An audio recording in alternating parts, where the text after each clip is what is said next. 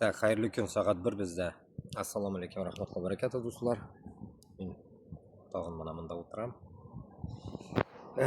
Что я хочу сказать? Ertangi kommentariyni дополнить решил. Bir tog'ini eshitib chiqdim-da, nima deganimni. Tug'onlar bir zo'r bir problema bor bizda. Bilasizmi endi? Bu, naверное, ko'pragi men musulmon degan kishilarga tegishli. Men musulmon degan kishilarga tegishli gaplar bu. Допустим, пример возьмем. Qozog'iston turida men gapirdim. Endi primerni pastga tushamiz. Illikki vaqtga. Допустим, O'zbekiston Karimov vaqtida nima qildi? Soqolini olib tashladi dedi. Yaqinda ana shu narsani yaqinda men zagrorat qildim. 1-2 kun oldin. Yana olib tashladi deyapti bozorda. Bittasiga tashlayapti. Farg'onada qayerdadir, Qo'qondami, qayerdadir. O'shundan keyin o'ylag'iz endi. Buni davlat gapiryapti O'zbekistonga. O'zbekistonda hech kim aytmadi. 37 million ichida islomni yo'qot degan odam bo'lmadi. Qani menga ashaqalarni yo'qot deganlarni top beringlar. Urib amini chiqaramiz nahvoy. Но men вряд ли такое услышу. Boshqirdiston, Tataristonda можно это услышать легко. Chunki uruslarning ichida yashagan xalq, ulardan nechего взять уже. Не надо спрашивать у них. Ну, Qozog'istonga nima bo'lgan, блядь? Qozog'istonga nima bo'lgan? Narsa bo'lgan so'ng Qozog'istonga, блядь, какая муха укусила их, почему они начали презирать ислам?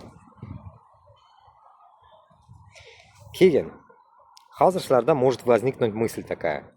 Давай так, o'zing Boshqirdistonda, Tataristoningni реши вопрос. Keyin biz o'zimiznikini решим. O'shaqa deyman deganlarga sizlarga сразу javob berib qo'yaman. Islom deganda не надо сюда добавлять арабов. Это раз. Не надо добавлять здесь каких-то, как вы говорите, замоташек.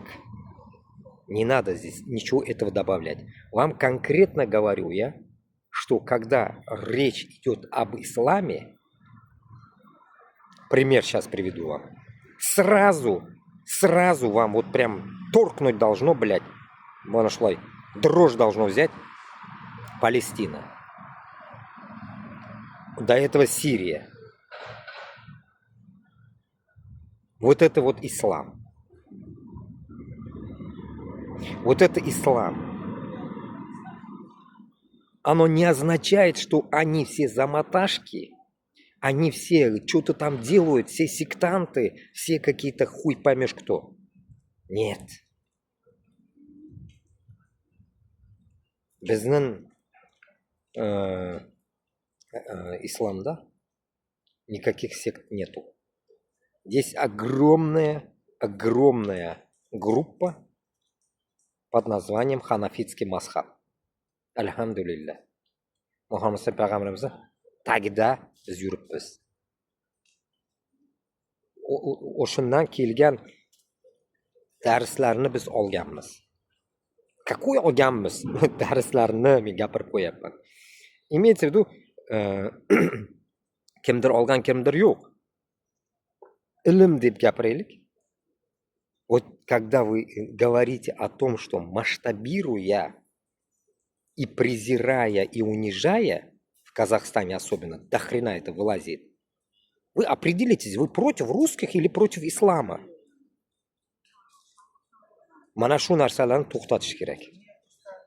Когда речь будет идти о том, что почему в Узбекистане во время Каримова заставляли сбривать, никто не встал в защиту этого. Никто.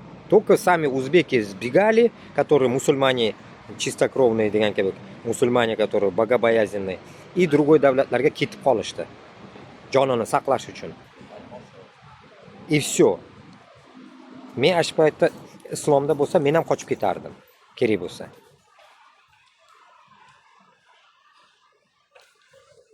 Shunarga do'stlar, нужно сопоставлять урысlarni движениясini и ислomni движениясini. Надо думать, на кого бросаться. Qozoq ham islomda. Islomda bo'lmasang, значит, sen kafirsan. И это не означает, что ты не мусульманин. Означает, что ты долбоеб, пока не пришел в ислам. Алкаш какой-нибудь, наркоман. Или просто этот, блядь, неверующий долбоеб. И все.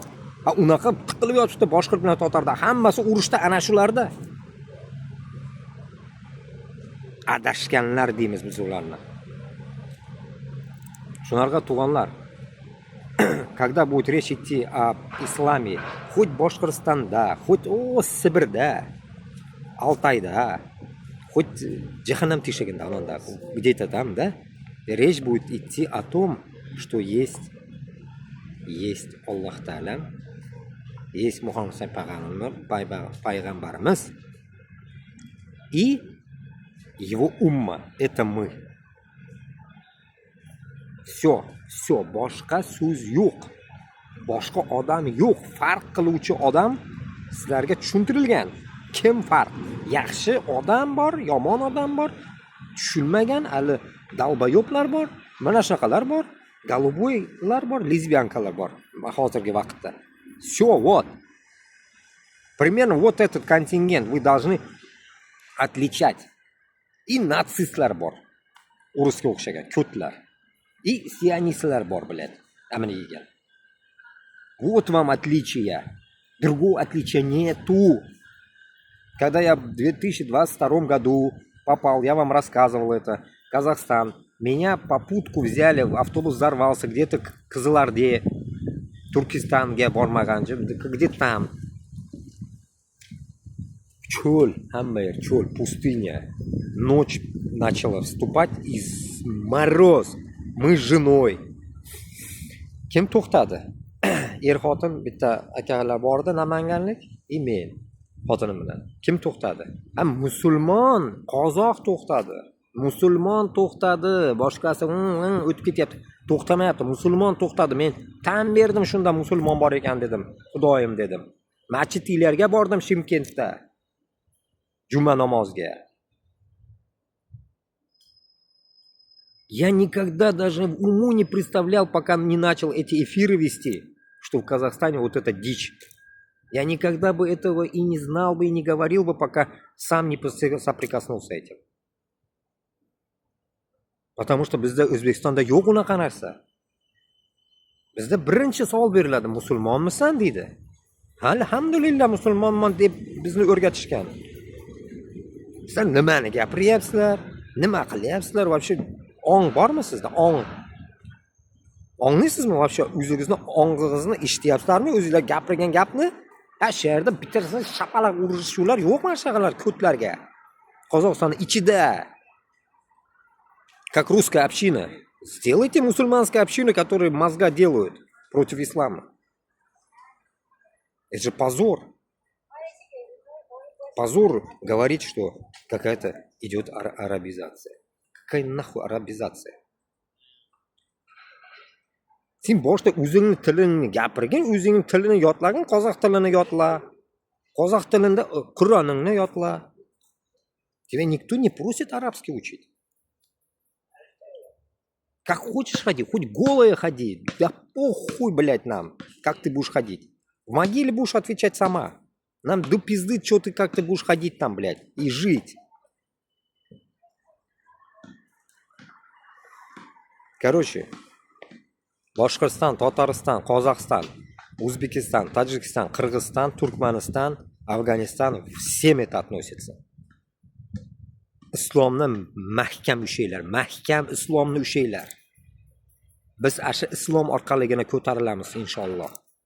Islomgina bizni ko'taradi, boshqalar bizni pastga uradi. Manqurtizm, вот это ебанизм, kafirство, hammasi bizni pastga uradi, pastamiz tak.